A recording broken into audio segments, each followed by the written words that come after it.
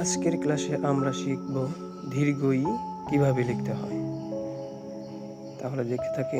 প্রথমে দেব আমরা একটা সোজা মাত্রা, আঁকা বাঁকা যেন না হয়, তাহলে সুন্দর লাগবে না।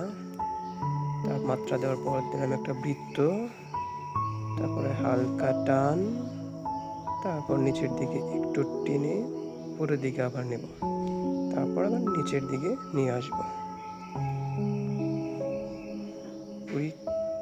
উড়িটা এই সোজা বরাবর এই পর্যন্ত দিয়ে উড়িয়ে দিতে হবে।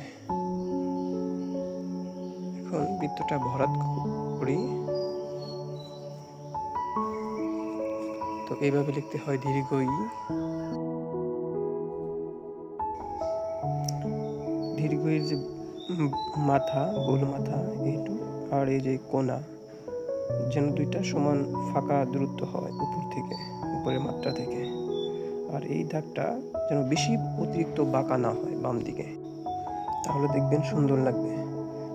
আর এই মাথা থেকে পেটটা রস্যই মতো অতিরিক্ত ফাঁকা নয়, দীর্ঘ ইটা একটু কম নিতে হবে।